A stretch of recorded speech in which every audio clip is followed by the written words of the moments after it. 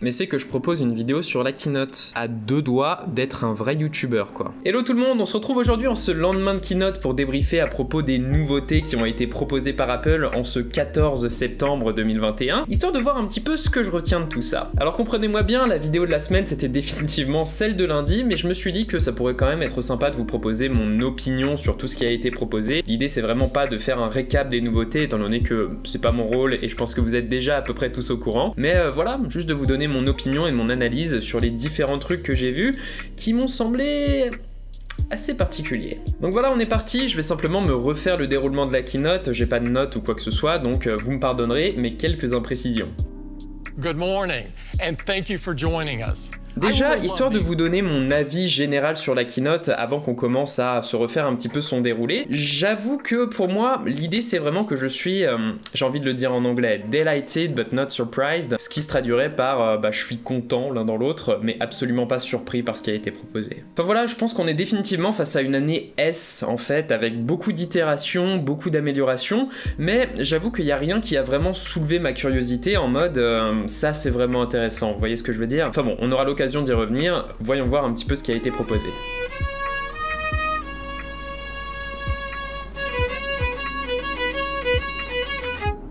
Alors avant de rentrer dans le dur avec les iPads, un truc que je trouve vraiment notable avec Apple dans toutes ces ouvertures de keynote, vous savez, avec des spots ultra léchés, ce genre de choses, c'est à quel point ils savent exactement à qui ils s'adressent. Un problème qu'a une entreprise comme Apple, c'est que c'est une entreprise mainstream, donc qui par définition parle à peu près à tout le monde, mais la façon dont ils le font, la façon dont ils se prennent bien pour le faire, c'est que ils s'adressent avant tout aux leaders d'opinion. Un leader d'opinion, on considère que c'est simplement quelqu'un dans un groupe social dont l'opinion va être respectée, va être valorisée, et l'idée c'est que là, Apple réussit à faire ça, à s'adresser à eux, en parlant avant tout aux créatifs, aux gens qui sont à peu près, enfin, aux gens qui ont toujours un certain capital admiration. Ils vous montrent des iPads dans les mains de médecins, dans les mains de travailleurs, ils vous montrent des MacBooks dans les mains de grands créatifs, notamment Billie Eilish, enfin rien que ça, voilà, ça parle déjà à beaucoup de gens. Donc je trouve ça vraiment plutôt sympa et assez bien pensé en termes de communication. We're thrilled to share our newest product announcements, starting with iPad. Alors les iPads, je dois avouer que c'est un des trucs qui m'a le plus surpris, notamment l'iPad mini. Alors déjà pour parler un petit peu de l'iPad classique, chose que je trouve très importante étant donné que c'est quand même le modèle vers lequel beaucoup de gens se dirigent. Dans la communauté tech, on n'a pas forcément cette impression, mais un iPad pas cher, ça se vend extrêmement bien. Et là, je dois avouer que autant je suis un petit peu déçu par l'absence d'un redesign, étant donné qu'ils ont conservé le même design que précédemment, autant je considère que ça a également beaucoup de sens de conserver cet ancien design de l'iPad, enfin ancien, il est toujours actuel du coup techniquement, mais ce design qui permet d'utiliser toujours les mêmes accessoires, le même smart keyboard, le même Apple Pencil de première génération, qui coûte un peu moins cher, et donc c'est très cohérent pour de l'entrée de gamme quoi. À part ça, l'arrivée d'une puce A13, c'est très bien, pas grand chose à dire dessus, enfin ils sont arrivés en mode il y a 20% de performance supplémentaire, bon je pense qu'on n'est plus à ça près aujourd'hui, hein, même par rapport à la 12, et ce qui m'a vraiment surpris avec cet iPad classique, c'est qu'il a quand même eu droit à son lot de nouveautés matérielles, notamment l'arrivée de True Tone, et surtout l'arrivée de Center Stage, à laquelle je m'attendais pas du tout,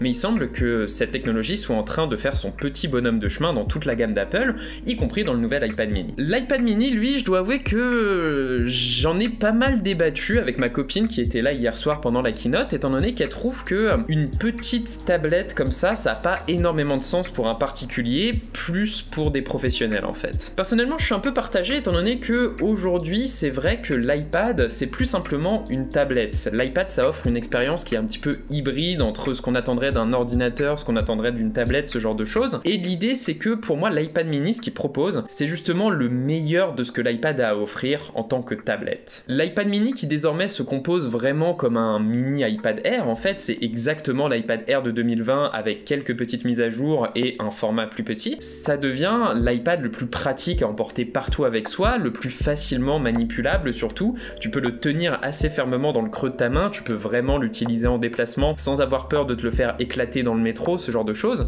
Donc c'est un iPad qui est vraiment cool si ce que vous voulez c'est une expérience de tablette, et personnellement je pense que encore une fois dans la scène tech on sous-estime à quel point ce que veulent les gens d'un iPad c'est cette expérience de tablette, de visionnage de Netflix, de juste tactile, enfin voilà. Donc c'est plutôt cool et je le trouve surtout super mignon ce nouveau petit iPad mini avec les boutons de volume sur le dessus, je trouve ça vraiment très particulier, mais c'est plutôt sympa, ça fait un vrai effet de nouveauté, et j'avoue que même si personnellement les formats un petit peu plus grands de l'iPad me parlent davantage, j'ai très envie de me l'acheter, très envie de m'acheter ce petit iPad mini, ne serait-ce que pour le jeu vidéo, ne serait-ce que pour ce format qui est vraiment super pratique, idéal pour prendre des notes dans les réunions avec l'Apple Pencil, ce genre de choses. Mais bon, écoutez, c'est une très belle mise à jour de l'iPad mini, ça m'a vraiment surpris pour le coup, et si vous êtes fan de petites tablettes, foncez quoi, elle a l'air vraiment super cool pour le coup. Ah, juste dernière chose, un petit peu surpris par l'arrivée de la puce A15 sur l'iPad mini, je m'attendais vraiment à un ersatz d'iPad Air décliné dans un format plus petit, mais non, et du coup le paradoxe c'est que l'iPad mini est plus puissant que l'actuel iPad Air, donc on a encore cet effet un petit peu bizarre dans la gamme d'Apple, mais bon, je pense pas que ça fasse une grande différence non plus, on est d'accord là-dessus. Next, let's talk about Apple Watch. L'Apple Watch Series 7, plutôt cool, elle a vraiment été présentée sous l'angle de c'est une Apple Watch plus résistante et juste une meilleure Apple Watch avec un plus grand écran. Et je dois avouer qu'à ce niveau-là, je trouve ça un petit peu décevant étant donné que la valeur objective d'une Apple Watch, selon moi, se mesure à ses capacités en termes déjà de fonctionnalités de bien-être, de sport, ce genre de choses, mais surtout de fonctionnalités de santé connectée. C'est vraiment un truc que nul autre appareil ne peut faire.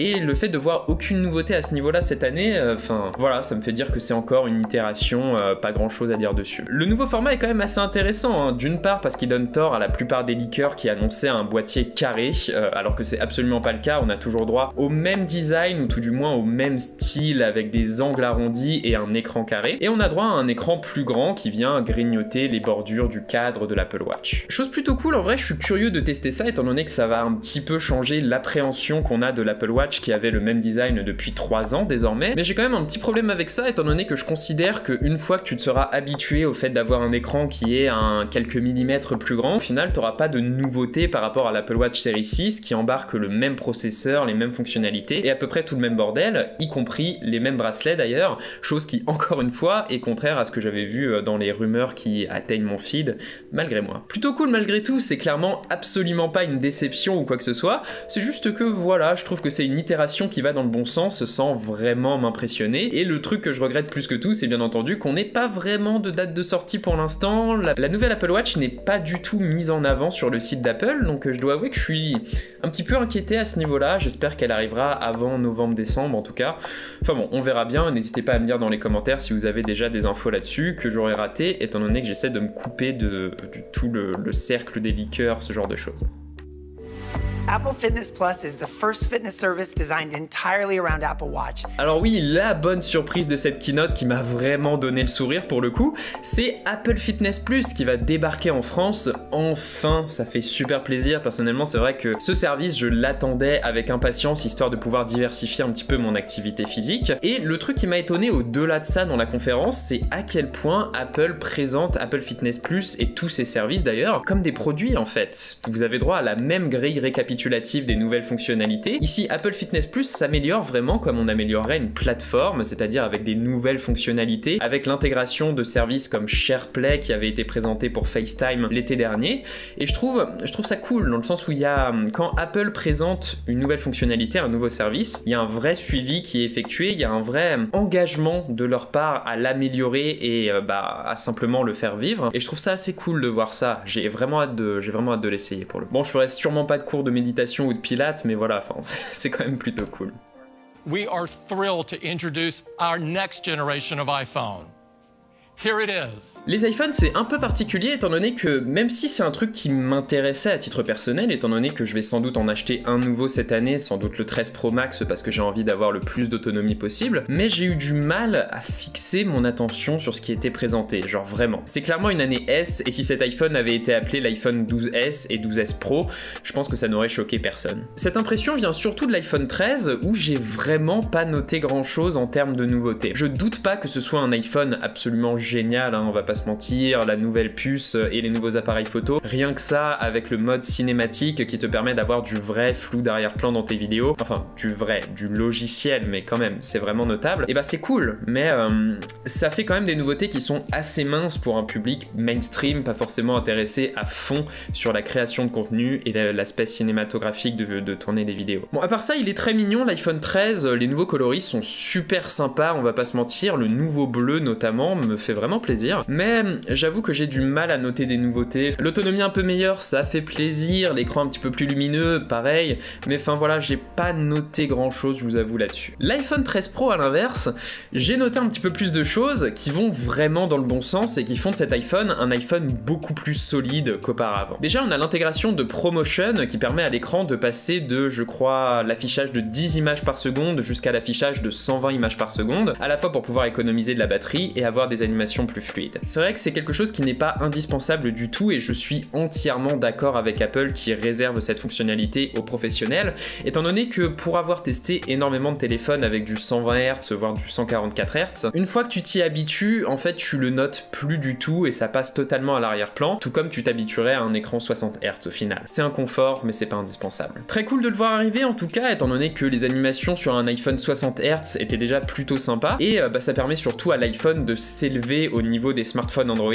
qui commençaient à prendre un petit peu d'avance en termes pas de rapidité mais de fluidité tout du moins. Enfin voilà, très sympa. Et puis bien évidemment les nouveaux appareils photo, comme d'habitude personnellement c'est pas vraiment quelque chose qui me parle. Si j'ai envie de faire de la photo et de la vidéo, je sors mon appareil photo, je sors ma caméra, enfin voilà. Après effectivement les apports de la photographie et de la vidéo, notamment le mode cinématique, l'apport du ProRes, le fait d'avoir des capteurs plus grands, plus capables, plus performants, et bah c'est pas rien dans le sens où ça ouvre les portes de la créativité à davantage de personnes qui peuvent être un petit peu intimidées à l'idée de dépenser ne serait-ce que 500 €, c'est quand même un investissement quand t'es pas sûr de vouloir faire des vidéos ou des photos sur la durée. Donc c'est très bien de voir ce genre de nouveauté arriver dans l'absolu, c'est juste que personnellement ça me parle pas des masses quoi. Mais voilà, il faut vraiment le tester pour se faire une idée et j'attendrai avec impatience les vidéastes que ça passionne là-dessus, notamment Steven et Nowtech qui font toujours du très beau boulot sur la partie photo et vidéo. À part ça, le seul truc qui me dérange un petit peu avec ces nouveaux iPhones, c'est la réduction de l'encoche, étant donné que jusque-là l'encoche de l'iPhone c'est vrai qu'elle passait un petit peu à l'arrière-plan étant donné que c'était plus ou moins la signature de ce téléphone,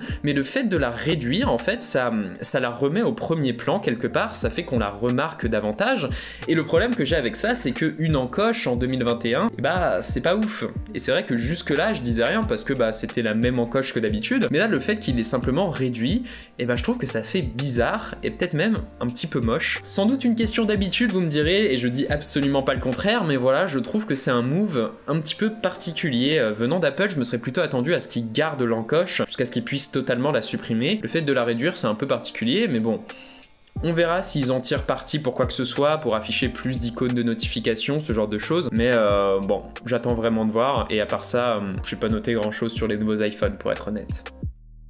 Thank you for joining us. Stay safe and take care. Donc voilà, c'est à peu près tout ce que je retiens de la keynote d'Apple. Rien de bien particulier pour l'instant. C'est vrai qu'il va falloir que je me replonge dans les appareils un à un, histoire de voir ce qu'on peut en tirer, ce qu'on peut analyser, ce qui me semble intéressant. Mais jusque-là, je dirais que c'est une keynote qui au final est très solide, dans le sens où c'est vrai qu'on a des améliorations d'appareils qui sont déjà excellentissimes. L'iPad classique, l'Apple Watch, les iPhones, pas de souci à ce niveau-là. Je trouve que l'iPhone 13 est peut-être un petit peu trop conservateur, mais bon, rien que pour la meilleure autonomie, on salue la décision. Ça fait vraiment plaisir de voir des iPhones pas forcément plus fins mais plus autonomes et j'ai hâte de voir ce que ça donnera. Et puis de ce line-up, ce que je vais acheter personnellement ce sera l'iPhone 13 Pro Max. Je vais aussi pouvoir tester l'iPhone 13 Pro et sans doute l'iPhone 13 mini, chose qui va vraiment me faire pas mal de contenu et va me permettre d'explorer un petit peu toute la gamme. Et en parallèle de ça, l'Apple Watch Series 7 et bien entendu Apple Fitness Plus. Enfin voilà, c'était Nighttech, c'était Thomas. J'espère que ce petit débrief, je sais pas trop si ça va être spécialement intéressant mais j'espère que ça le sera. J'espère que ça vous a plu. Et puis moi je vous dis à la prochaine les gens tout simplement. Allez, salut.